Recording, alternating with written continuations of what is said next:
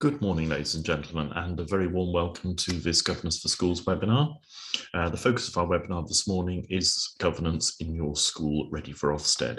And my name is Steve Barker, and hopefully if I can get the slides to work, that's my photograph on the left-hand side of the screen, and I'm joined by my colleague Linda Waghorn, who's on the other end of the line. Good morning, Linda.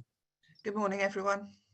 And between us, Linda and I actually represent Better Governor, and we're delighted to be hosting this webinar for Governors for Schools this morning. This is your webinar. We do have the question and answer panel open. We have a very, very large number of people joining us this morning, so please bear with us. We will do our level best to be able to respond to the questions that come onto the panel. And but if we don't get a chance to do that, we will certainly get back to you after the event. But keep those questions coming, and say we'll do our utmost to actually respond to them. Just before we start the webinar proper this morning, we just wanted to mention an important event coming up next month. Better Governor is actually part of Strictly Education, and we're absolutely delighted this year that Governors for Schools have agreed to become our main partner in promoting and supporting the event. And really just to say to you, please make a note in your diaries. It's actually happening on the 28th of February. And it is a day not just to raise awareness and celebrate the contribution that governors make, but it's also a superb opportunity to engage in some valuable and very high quality professional development. The theme of this year's National School Governors Awareness Day is looking at the difference that governance can make in supporting children, young people, their families and whole school communities who are impacted by the cost of living crisis. So you may see coming out from Governors for Schools and also from us and other organisations a survey which is themed all around that. If you do get it, please contribute. It will make a difference to the day. Most importantly of all, it's free to access for anybody involved in school governance, and we've put the website address at the bottom there. So please do engage with us. We'd be delighted to welcome you on the day. Okay, so with no more ado, we will kick off the webinar this morning. What we're hoping to cover in today's session is first and foremost, of course, to think about Ofsted from the perspective that most people are initially interested in as governors, and that's when is my school likely to be inspected? So we'll spend a little bit of time focusing on that. And then we'll think about what do we mean by this term readiness? We're very much of an opinion, Linda and I, that readiness isn't something that you do because you know Ofsted are coming. Readiness is actually business as usual for us, and we'll explain a little bit more about that as we go through the session. And what we always like to try and do in our Better Governor webinars, and those that we provide for Governors for Schools are no exception, is to think about best practice and what that says to us as governors in terms of our overview of our schools. And of course, if we're talking about being ready or in a state of readiness for Ofsted to come, that's actually about ensuring that effective governance is actually in place in your school setting. So with no more ado, we will kick off. And what we want to do on this this first slide, as I say, is just talk about the timing of inspections. And most schools, percentage-wise, of course, are judged good and outstanding by Ofsted. If you're not in that category, if you're in a different category of requires improvement, then it's a much more rapid turnaround in inspections, and they tend to be, although again, we're still in a post-COVID mode on this at the moment. And therefore we are lagging behind a little bit. But if you're in requires improvement, then it is a 2-year cycle. But for everybody else, as you can see on this slide, if your school was judged good or outstanding at the last inspection, you can expect to be revisited by Ofsted on a roughly speaking 4-year cycle.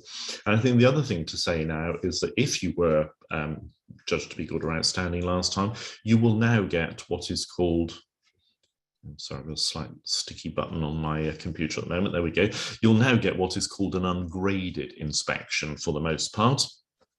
It's still unofficially referred to as Section 8. It used to be called a short inspection. It's not anymore because it's no shorter than the main inspection. But the idea of the ungraded inspection is it's very much a monitoring visit, and the outcome of that doesn't change any of the judgments, which is why it's called ungraded. It confirms that the school is still good or remains outstanding, and it also confirms that safeguarding is effective.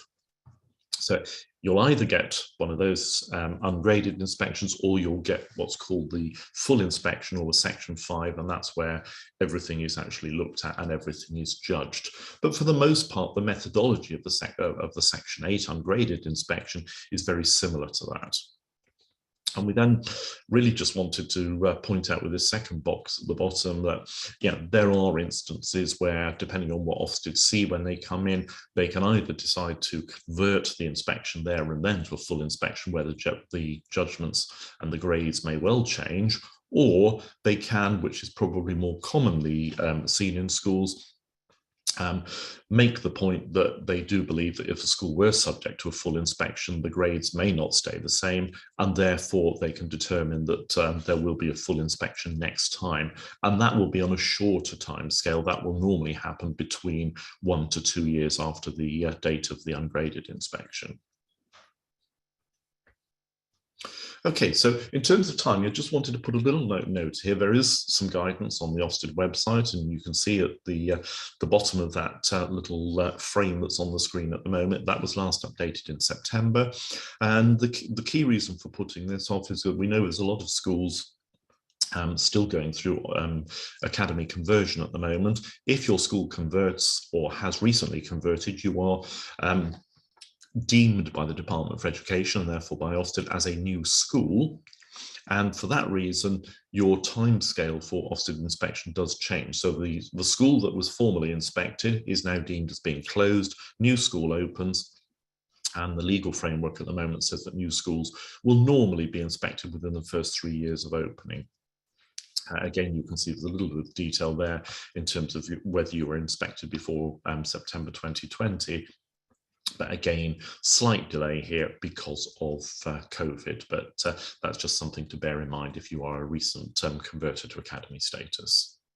Steve, Graham has asked a question about the ungraded inspections. He's saying, why have an ungraded 4-yearly inspection if the time spent is similar to a graded inspection? I think that's a good question. The time may be similar, but I think in reality you may get slightly fewer, depending on the size of your school. You may get slightly fewer inspectors, and actually it is a different methodology. It's not as I hesitate in using the word, but it's not as forensic as the Section 5. They will look at similar areas, but they don't look at it in the same way. They look for consistency with what was actually said at the last inspection, and they will be looking to ensure that the school does still tick all the boxes that are actually required in order to justify that inspection grade being made. And there's another question from Ian about joining a MAT. He's asking about a single academy trust joining a MAT, but I think there's something here to pick up on the slide you've got showing at the moment.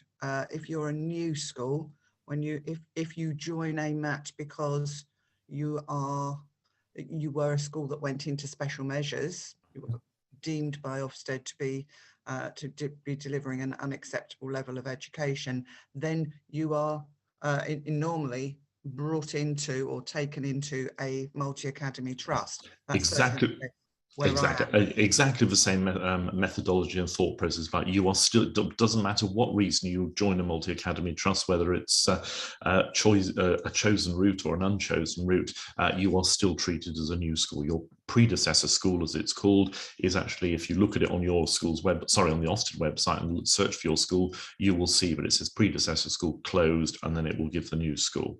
And I can see there's another question on the panel from John, who's saying, does joining a federation count as being a new school? No, it doesn't, I'm afraid. If you join a federation, all you're actually doing is federating the governing bodies of 2 or more schools, but the schools retain their individual DFE numbers, and therefore they are deemed as being the same school. So no, that doesn't actually count, John. Okay, let's press on, because obviously we've got a lot to get through this morning. You'll have noted in the introduction I talked about Ofsted readiness, and Linda and I have this mantra about we don't actually prepare for Ofsted because we should be in a state of permanent readiness. And this is just a slide to actually emphasize that point. It's not about preparing for Ofsted. It is about being ready for Ofsted. And of course, being ready for Ofsted from our perspective means that hopefully you all accept, and hopefully your schools accept this as well. We don't and we should not do anything that we do because we believe that Ofsted are actually coming. What we do on a day-to-day basis, week in, week out, term in, term out, because we fervently believe and care about children and young people in our schools, specifically about their educational outcomes and their care. That's why we do it, and hopefully Ofsted see the strength of what we do and the strength of what we oversee as governors, and they will judge us accordingly. And on that note, again, Linda and I have a specific mantra that we tend to use on this. And if we're thinking about, again, that idea, well, what should we do to make to prepare for Ofsted? Well, we shouldn't, because we should be doing it anyway. And the model, the simplistic model for us as governors, is one that recognises that governance is actually a cyclical model. Doesn't matter where you come into this cycle, but for argument's sake, let's start it. Self-evaluation, that asking the questions, what are we good at as a school? What are our strengths? But also balancing that with where do we need to make further improvement? Everything that comes out of that self-evaluation process, of course, feeds into, or should feed into, our school development or school improvement plan. And it's really important that as governors, we actually know the outcomes of certainly the self-evaluation process, but also we know how that informs school development planning. And that shouldn't actually come as a surprise to us, of course. And ultimately, school improvement planning feeds into or trickles down into the appraisal process for all staff in our schools, including our head teachers. And we are monitoring, or we should be monitoring at every stage, and we'll come back and talk about monitoring a little bit later this morning. And therefore, the outcomes of that monitoring of progress against the school development plan, progress against objectives set in appraisals, and of course, most significantly of all, pupil outcomes, all of that, our monitoring and our evaluation of that feeds into the next iteration of self-evaluation, and therefore that's something we need to take very seriously.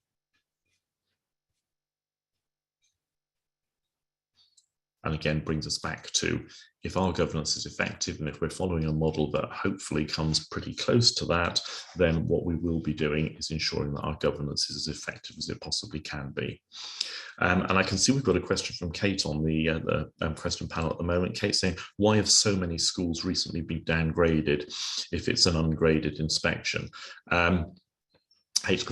They haven't been downgraded in an ungraded inspection. That does not change the grades at all. Those schools who have potentially been downgraded from perhaps a previous outstanding judgment is because they were exempt from inspection for quite a number of years, since 2005 in some cases. Therefore, it's been a pretty long time since some of them have actually been inspected.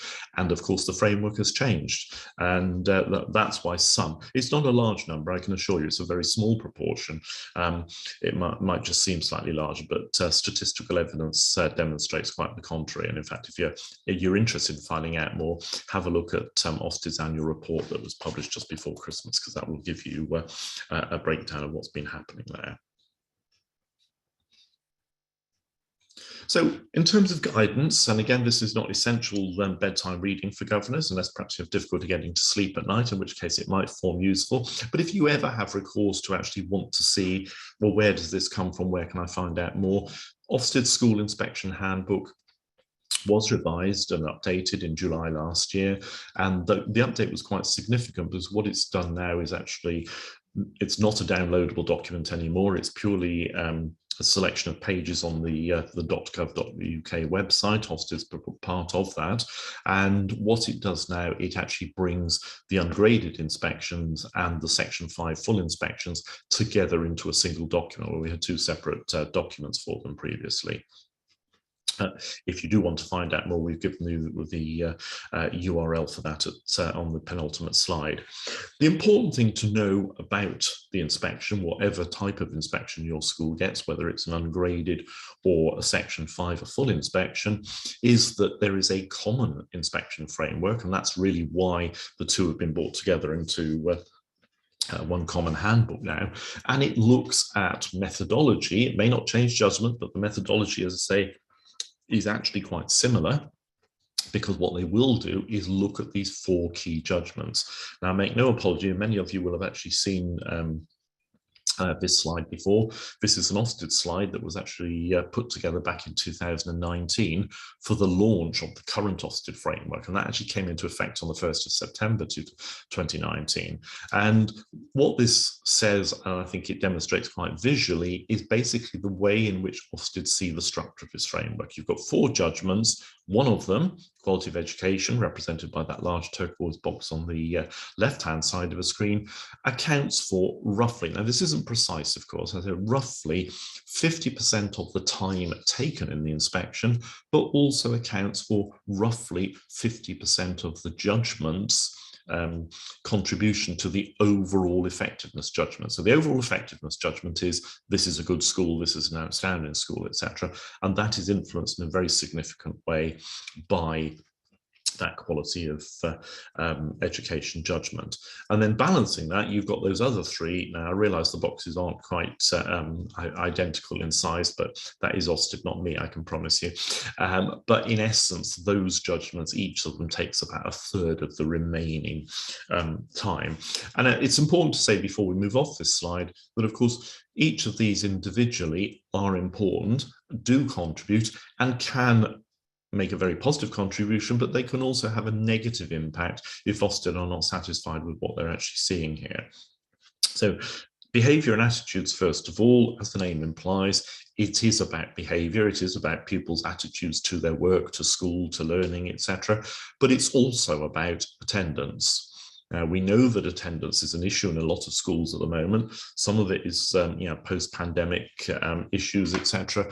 But there are some very real concerns at the moment that attendance has not reverted back to pre-pandemic levels, and therefore the government are pushing ahead on attendance monitoring, and of course that's going to be high on Ofsted's agenda as well. So it's certainly something to think about from the governance perspective. Do we look at attendance often enough? Do we know what attendance is? But of course, most importantly, do we know what our schools are doing to actually improve or to encourage improved attendance? And similarly, attendance is actually within behaviour and attitudes. Within attendance is also punctuality, of course. The next judgment is the personal development judgment, and personal development, of course, is all of those elements which children benefit from in terms of the provision in their schools that are not necessarily part of the taught curriculum or actually part of the national curriculum. So this is about how we ensure that, perhaps through the teaching of relationship, sex and health education, the teaching of safeguarding elements, etc., that we are building resilient young people who have the knowledge to actually live happy, responsible lives in society going forward. And of course, that's an important element of the Ofsted framework. Ofsted are very keen on looking at things like child-on-child sexual violence and sexual harassment. And we'll come back to that a little bit later, but also children and young people's mental health is high on the agenda. So there are questions there. And again, there are aspects of our schools provision that schools certainly need to be mindful of, but governors need to be part of that discussion from time to time. And then the last one is leadership and management. Leadership and management, of course, relates to all of the other judgments, and leadership and management can be impacted on by what Ofsted perceive or judge as failures in any of those other areas. So if behaviour and attitudes are not considered by Ofsted to be of an appropriate standard, that can have an impact on leadership and management, because it is, of course, the role of leadership and management, and don't forget that includes us as governors as well. It is the role of leadership and management to ensure that they are leading the school with a view to promoting the highest possible standards of behaviour and attitudes, and attendance for that matter, and similarly on personal development. And of course, at the bottom there, I've got that little footnote that says, in addition, there might be early years and sixth form if they're applicable in your setting. So if you are primary school, for example, you will have an early years, have a reception class. There is a separate judgment. It contributes to the overall judgment of the school, of course, but you will get a separate judgment for the effectiveness of early years. And similarly, if you're a secondary school and have post-16 provision, in other words, you have a sixth form, you will get a separate standalone judgment for the sixth form, which again also feeds into the overall effectiveness. And just wanted to, in terms of move forward, just unpick a little bit that quality of education judgment from the last slide. It's important to us as governors because, as I say, we are very much in a situation now where as governors, we are expected to know about the curriculum. This is nothing new. Ofsted don't actually determine the rules of how we operate as governors. Ofsted determine where the lens of inspection actually focuses. So we've had a situation probably in governance for the last 10, 15 years or so, where because the Ofsted framework was very much focused on standards and data that actually backed up evidence on those standards, when what you will see is that historically governance has actually perhaps moved away from a model where curriculum was the focus, and we're focused very much on standards and performance. We had committees called standards and performance committees in some governing bodies. We had teaching and learning committees, but it was very much focused on academic outcomes as represented by pupil performance. The framework now is focused on curriculum, and that's meant that as governors, we've had to actually adjust the way in which we work to ensure that we are adequately focused on it so that we're assured that our schools will get the judgments, hopefully, that they deserve when Ofsted come to call. So the quality of education judgment does focus very, very strongly, not exclusively, but focuses very strongly on the curriculum. And that quote also, that the words in the pink box at the top of this slide are taken from the Ofsted framework, and they're words that Amanda Spielman, who's His Majesty's Chief Inspector, I should say, the head of Ofsted, has used these very often in speeches in the past. Inspectors will consider the school's curriculum, which is the substance of what is taught, with a specific plan of what pupils need to know in total and in each subject. And that is a little bit of a flag up to schools as to quite how significant within that overall quality of education judgment the curriculum is. So what Ofsted have then said, and many of you will be familiar with these three iterative words underneath, they will consider, inspectors when they're coming into our schools, three elements. Now, contrary to popular belief, they don't look at them individually, they look at them in the whole. But when they are thinking about the curriculum, when they're thinking about its delivery and the difference it makes, they're looking first and foremost at what they call the intent. And you can see here that Ofsted are describing that as the extent to which the school's curriculum sets out what children and young people need to know, and also the skills that they need to acquire at each stage. And that means each key stage, of course, so key stage 1, key stage 2, 3, and 4, and also, of course, for each subject. And I'll say that's called the intent, but you don't have to get too hung up on the words. Intent literally just means vision. So what's the vision for your curriculum? And it's quite important, I think, that overall for the curriculum, governors, we don't have to do word perfect, but governors have an idea about what the curriculum is actually trying to do for children and young people in the school. Then the middle element here, the implementation, this is the area where I think we would normally say to governors, you don't have to be experts here. This is very much operational. Our role is not operational as governors, but we have to know that there are processes in place. So our strategic overview tells us that there are processes in place that demonstrate that the curriculum's been put together in a way, and you can see here the wording says developed and adapted, so that including the school's own assessment procedures, they actually help children and young people in the schools build that knowledge up and then go on to apply that knowledge as skills which they can then use in either later stages of their school or in their whatever they do destination wise once they leave school, and that might be higher or further education or going into apprenticeship or employment, of course. And then the last element, which again is something we do need to be focused on as governors, is the impact. Governors have hopefully always been focused on impact, or in this case, of course, we're talking about pupil outcomes. We want to know what children and young people achieve in our schools as a direct consequence of the provision that's been put in place for them. And so you will find that Ofsted spend a lot of time, roughly 50%, nobody runs a stopwatch or anything, but roughly 50% of the time will be spent by inspectors in schools gathering that information at those levels. Steve, there's a very good point. Sorry, Linda. A very good point on the question panel, more of a comment than a question, but I think one that's worthy of considering. Hannah is saying that her own school historically had a very good academic outcome, well above the national average, but requires improvement for the quality of education. So it's not just about those outcomes, it is about the intent and the way that the curriculum has been designed to meet the needs of all pupils in your school. So clearly it's all of those three things. Don't just go to the bottom line and say, you know, we've got students achieving very well. Is that depth and the broadness of the curriculum well understood and well developed? And how do you know as governors? Absolutely. And I think, I know Hannah doesn't say this, but I'm guessing, Hannah, you're coming from a primary school background.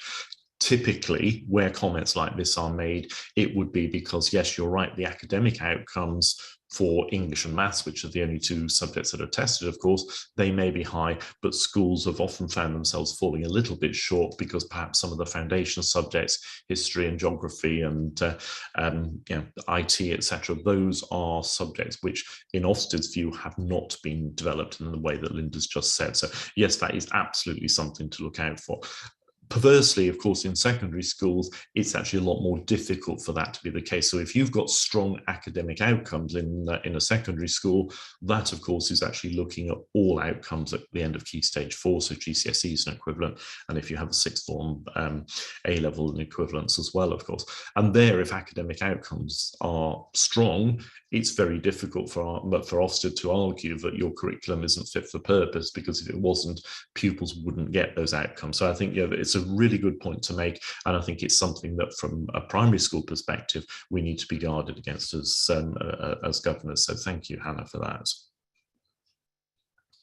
Okay, so this next slide really is a little bit of an aid memoir, or a little bit of a reference thing. So from the perspective, as Linda's just said, we do have to make sure that we have an overview of those three key words: the intent, the implementation, and the impact within the quality of education judgment. And what I've done on this slide is just give you what we believe is if you like, not a definition, but an indicator of, well, what does that mean for us as governors? What are we expected to do and know?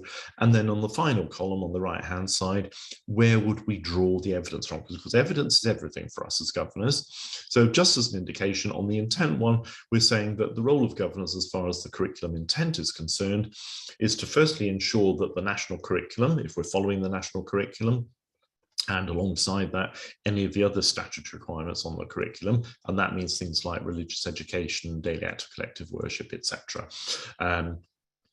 All of those need to be in place, need to be met appropriately, and of course, something that Ofsted are actually quite keen on at the moment is this idea that the curriculum is appropriately sequenced. And what that means is that children are building on previous learning in an appropriate way. It's not a haphazard. So, for example, in history, we learn about the Victorians in year 2, for example, but then you do a bit more about the Victorians in years 5 and 6, that's fine, but you don't chop and change around so that children don't get that idea about where learning builds on previous knowledge, and therefore the skills that they're learning as individual historians actually make sense to them because their learning is actually developing in an appropriate way over time.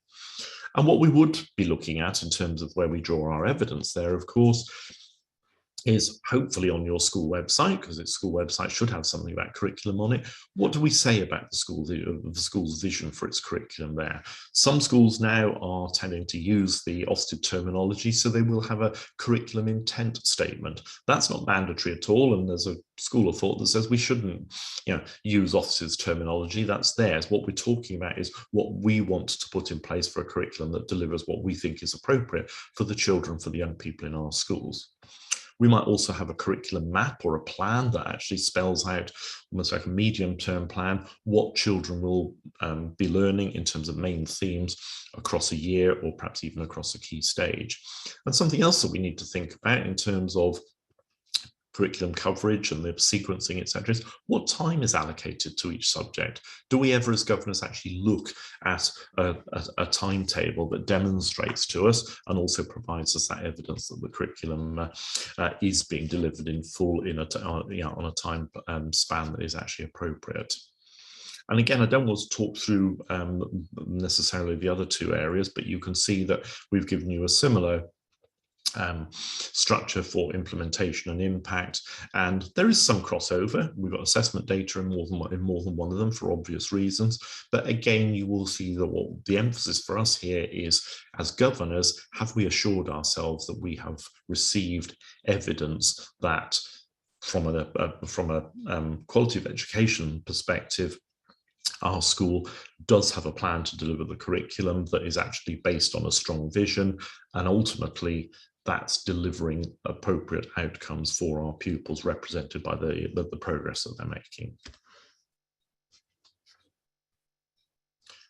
And just following on from that, I wanted to make what some of you will be familiar with the phrase deep dives. It's something, again, that has been coined by Ofsted in this last inspection framework, and we just wanted to actually make the point here because there has been some mixed practice, I think, in schools since this new framework was introduced in 2019, notwithstanding, of course, that because of COVID it's actually been off the blocks for a relatively short period of time, because there have been quite significant periods where Ofsted was actually suspended from going into schools. So it's not had as long as you would ordinarily expect, but in that time we've heard lots of stories coming from schools about Ofsted preparation sessions, governors being involved in deep dives, governors sitting in on them.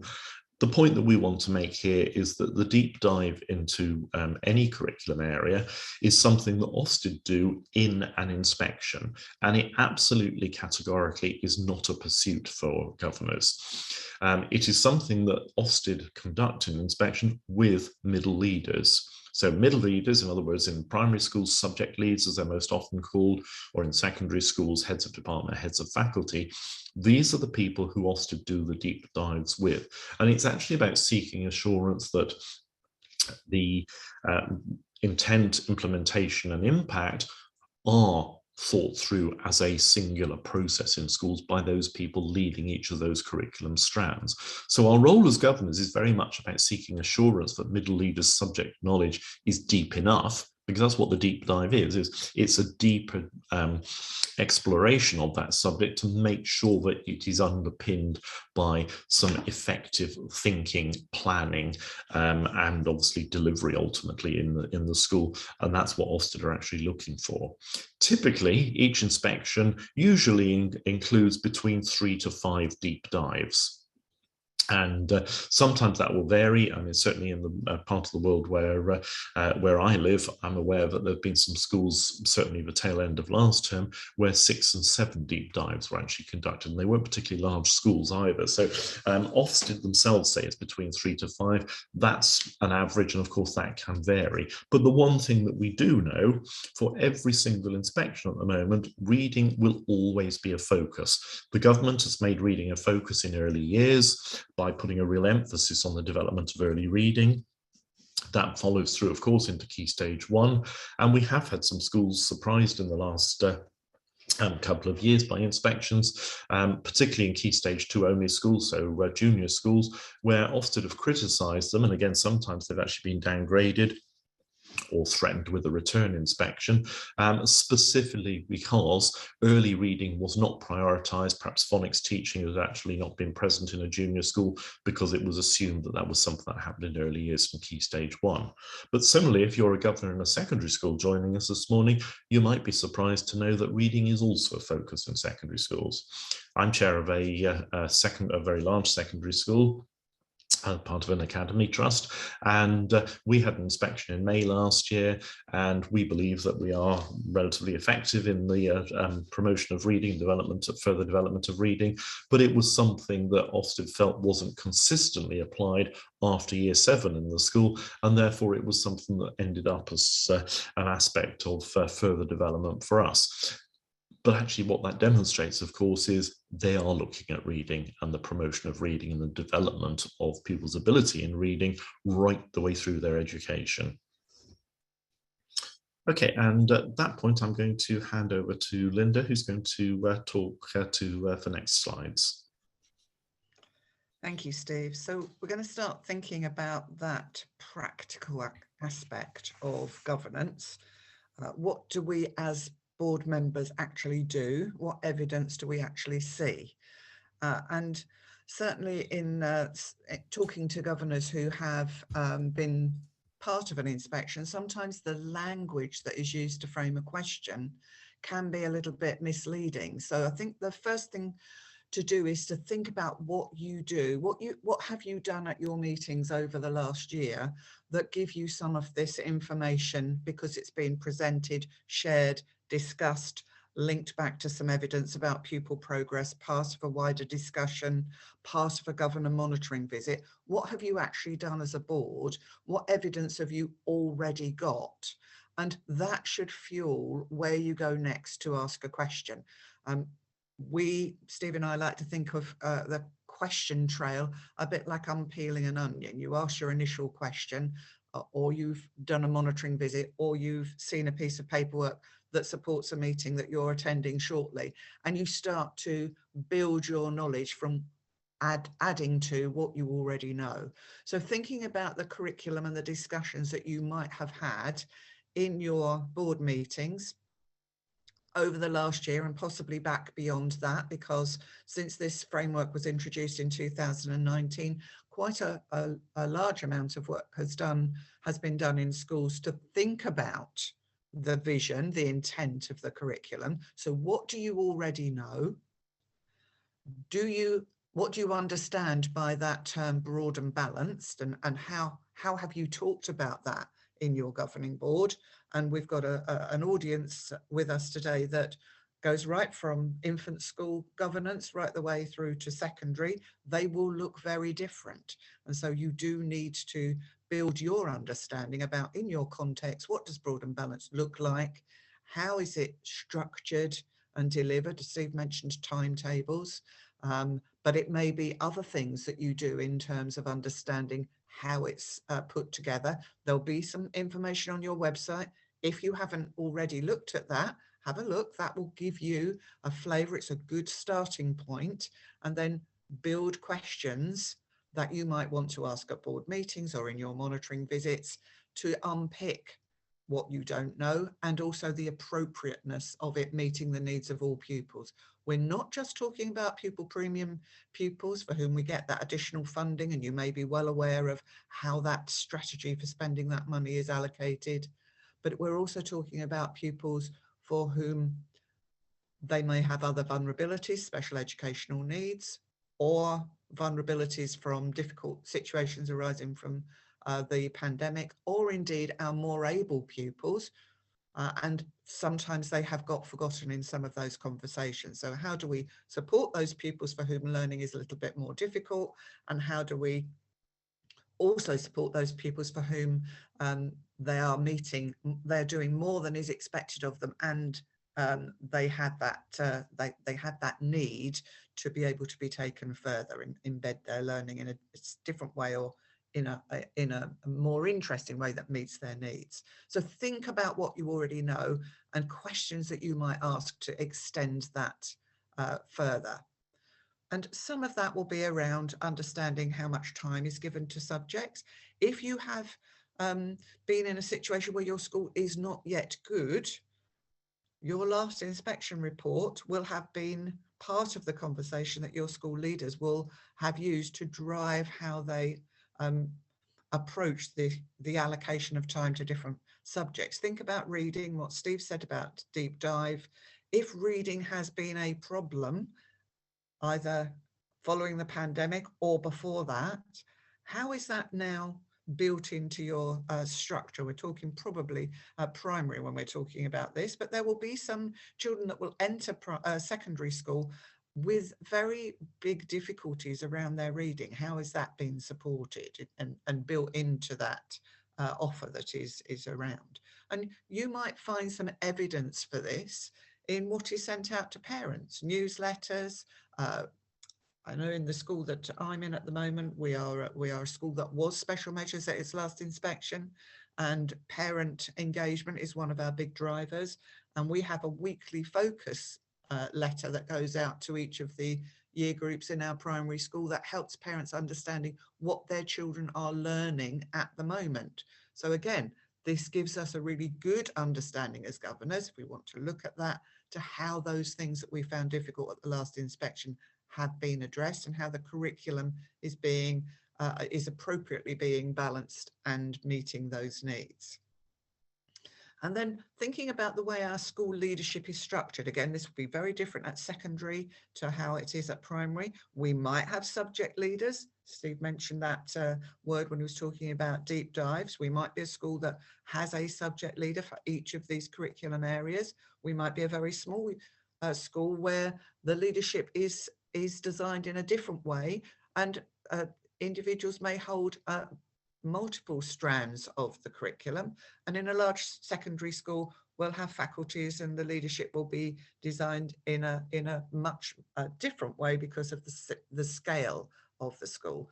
So thinking about what do you know about who will be the people involved in those in that work that shapes that area of the curriculum, shares knowledge with other teachers who will deliver that subject area, and links it back to the national curriculum and what is supposed to be taught. So how's that structured? You know about that structure. You may have had a leadership presentation. You may have in your linked role as a governor, you may be linked with one of these subject leaders. So think about what you already know. If you don't know enough about how that planning takes place as an operational function from a strategic point of view, what do I know? That's an appropriate question to ask.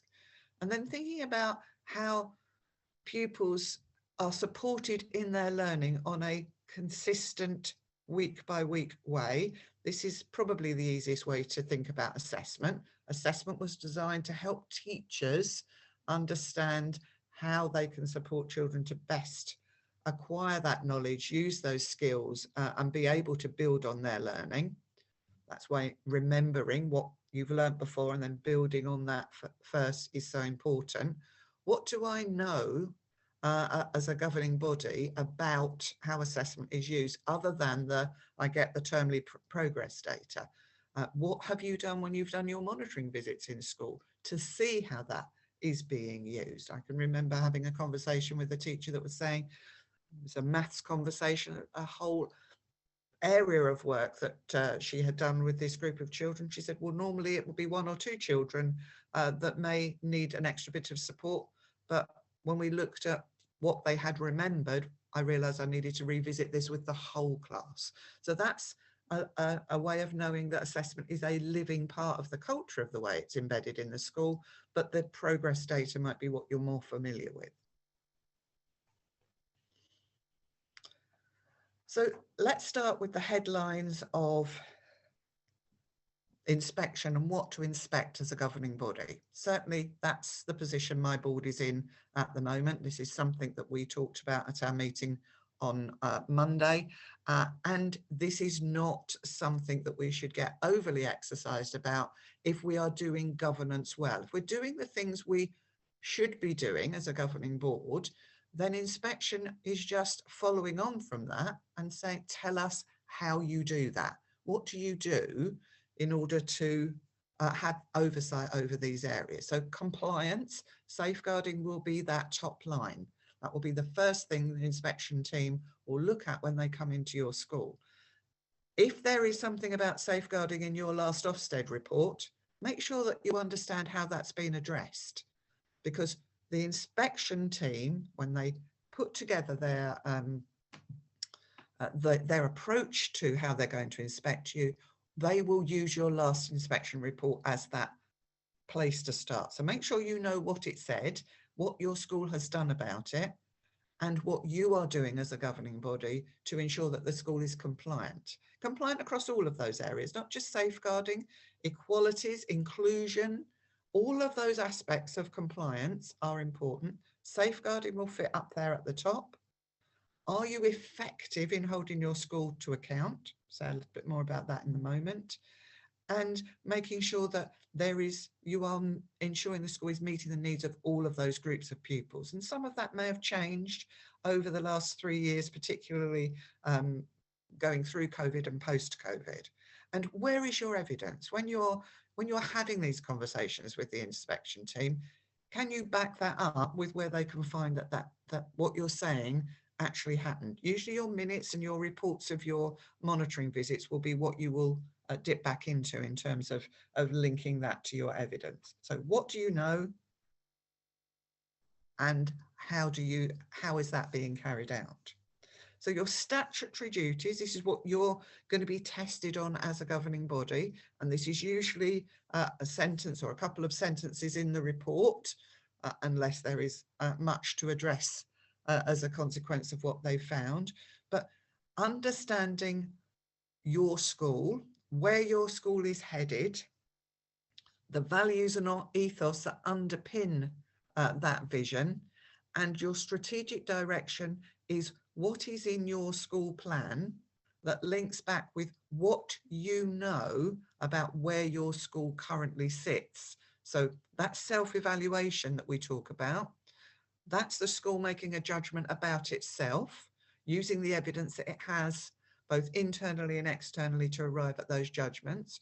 You should understand that school self-evaluation, because this should be what you're talking about in your governing body meetings on a year-by-year basis. So using that school self-evaluation, that forms the school improvement plan. It may be called something different in your school, but the business plan for your school are those strategic priorities the ones that you recognise from that self-evaluation process. And then once you've got that business plan, that school improvement or development plan for the year, your role as a governing board is to hold the school to account for the delivery of that, and make sure that the public money that is flowing into the school is spent in order to drive that vision forward, best value for money. So what might we be thinking about in terms of the top line there? Don't forget our compliance aspect, especially that safeguarding one. Our compliance will usually be part of our framework of meetings across the year, and it should be designed to include all of those aspects so that nothing gets left behind. If you're asked a question about equalities, you should be able to confidently think about how that fits into that compliance schedule that you are undertaking and the conversations that you might be having. There's a question come through, Linda, from Andrew. Andrew's saying, question with regard to evidence in minutes and governor visits on Governor Hub is relevant here, or do we have to have paper copies? No, Ofsted can't prescribe one particular method. The one thing we know for certain, Andrew, is that Ofsted always will look at governor minutes, whether the school actually makes them available by sharing temporary access to Governor Hub or whichever other platform or process you use to store them is actually immaterial. Some schools actually keep a hard copy for public viewing in paper format anyway. Some will share that, but no, as long as Ofsted have access to the minutes, if you want to have access to visit reports, I think that's good practice myself, then make sure they see them. But how they do it, whether it's technology, so soft copy or hard copy, is absolutely irrelevant. Sorry, Linda. I don't know whether you say any more from your experience, Steve, but some Ofsted inspectors don't like being given links. They'd rather the clerk emailed across what they've requested. But I think that's very much individual teams. Yeah, absolutely agree.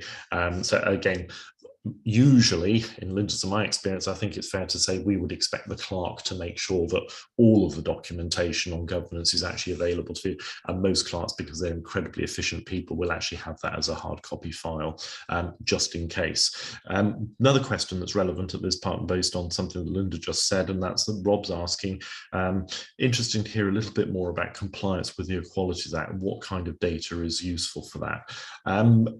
To be honest, the main thrust of equalities, and I say the main thrust is not the only one, but the main thrust on equalities is actually equality of access to support and provision at school for all groups of pupils, but specifically those with special educational needs and disabilities. So what we do have throughout the framework now is where it says that and it says on many occasions in the Ofsted framework, all pupils, and that's always now followed by a comma, and then it says especially those with special educational needs and disabilities. So what Ofsted are looking for is that in all aspects of our provision, in other words, through the curriculum and personal development, etc., we are mindful of the needs of all pupils in our schools, but specifically those with special needs and disabilities. So an example of that would be on safeguarding.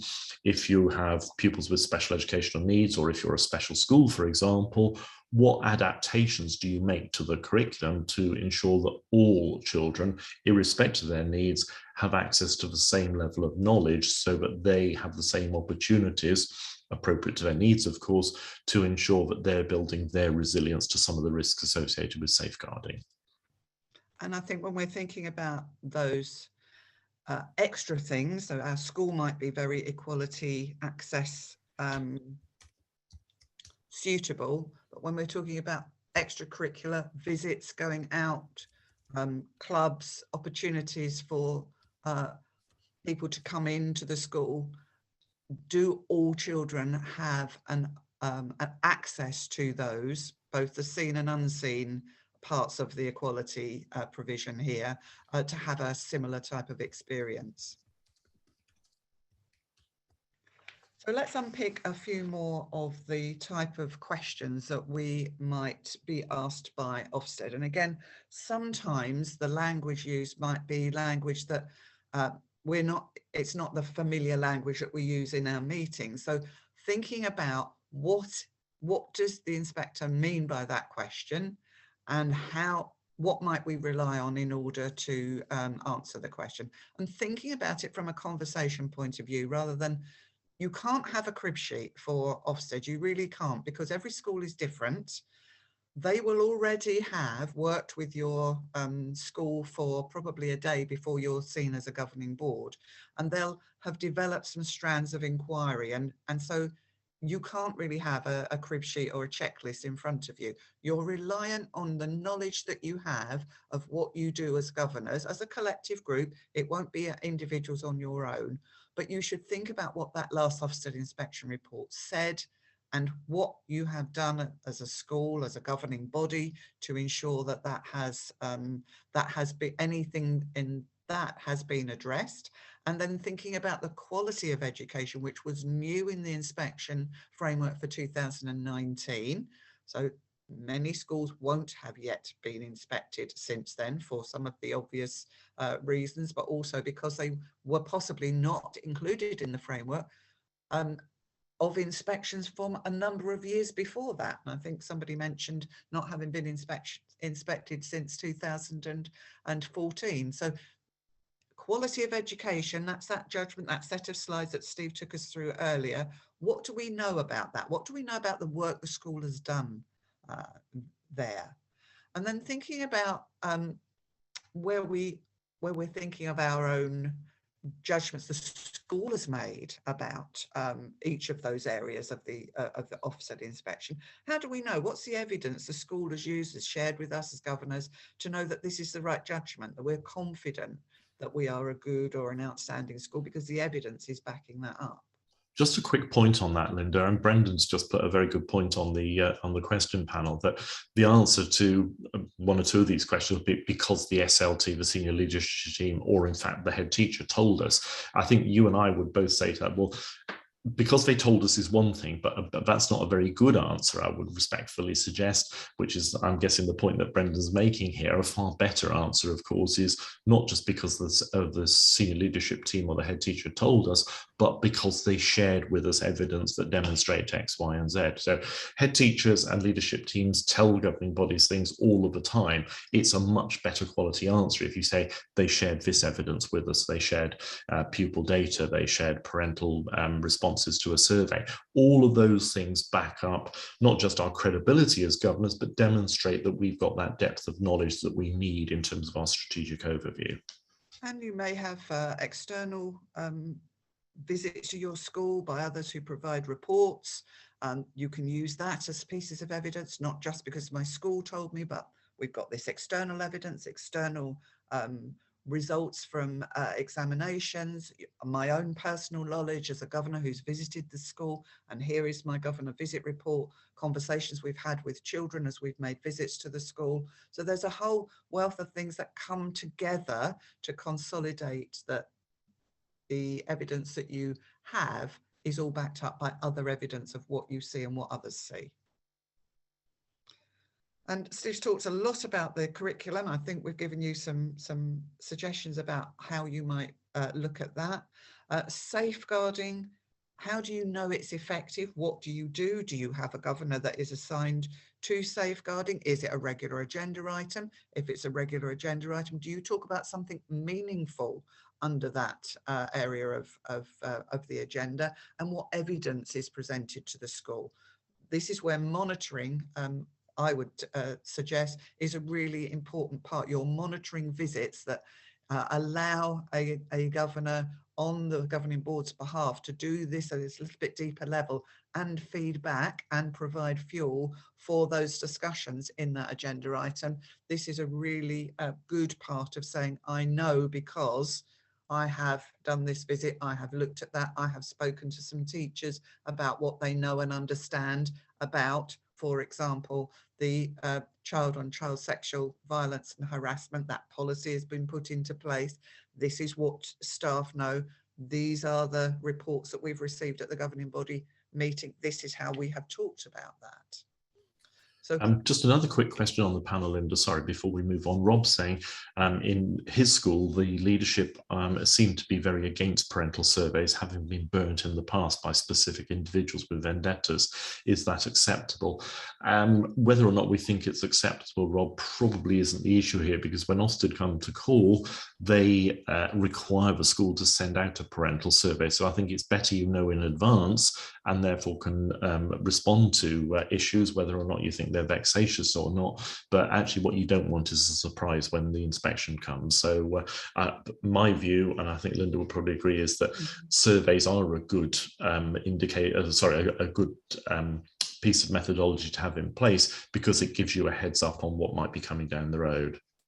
And whilst we do have, every school at some point will have some kind of difficult part of their school community for a variety of different reasons, but how do you engage with your school community? That's really important. It may be that you have parent forums, or a whole range of different things are in place, but those harder to reach families that you really want to push the learning through with, engaging them is so very important that sometimes I think this is you need to think about why that isn't working and what could be done to address that and make it more effective in the future. So I'm very aware time is very tight now, so we'll just move on. Steve and I are very wedded to this idea about a culture of no surprises. We should know our school well enough as a governing board that when Ofsted come and they write a report about our school, we should recognise what they are saying. If there are areas which are not a strength for us, we should know that. We should be able to say, yes, that is an area we're working on. This is the plan. This is how we're monitoring the plan. So it shouldn't be a surprise that any area of the school which is part of our improvement, our development plan, it should all be there. Our self-evaluation should capture that. So we should focus very much on our monitoring of those school improvement priorities, because we know they're the right ones. You should be making monitoring visits to your school. Focused visits are a really important element of this is what we're seeing in school is matching with what we're being told at our board meetings. Not to look operationally and question operationally, but to see that the culture and the things that are being talked about is what is actually happening on the ground. Need to think about the impact of all of the actions that are in that school plan. Is it linked back to pupils' social and academic development? Do you understand enough about the curriculum? All of the curriculum, not just the talk bit in school, but the enrichment visits and activities and what is happening on an extracurricular basis. And that's a real challenge at the moment with funding and staffing shortages. Do you know what your school does well? And can you back that up with the evidence? And again, do we know the areas of weakness? Because our school improvement plan is focused on the right priorities. And do we know from our monitoring how well the school is doing, the impact of those plans on moving children's learning forward, and to revisiting areas where it isn't going as well as possibly the initial plan suggested it could. The being clear about, we've tried this, it's not working as well as it's, so we have changed our approach to that and we have tightened it up in this particular area. Certainly that's something I could talk about from my governance since September to now, something that we put in place that didn't quite work as well as the school hoped, and the school came back to us with a proposal of how to sharpen that up and better use that funding to help those children who had gaps in their learning. So this is what we should be thinking about. We should not get any surprises with the report that comes to us, and it should help steer that next cycle, because it's another piece of external evidence about how well our school is doing. Further information in the handbook. It is much easier to read than it ever has been before, and it is the basis for inspections. I can't see that there's any more questions on the question panel. So thank you very much for your participation this morning, and look forward to sharing further webinars with you in the future and participating with you at the School Governors Awareness Day on the 28th. And just a final word from me, folks. Thank you very much for all the questions this morning. We have had a very large number of people on the session this morning, which is great. If we've missed any questions, and I have a sneaking suspicion that we may have missed one or two, rest assured we will go back through all of them. And if we didn't answer them in the session, we'll get back to you individually. Thank you very much indeed, and goodbye. Enjoy the rest of your day.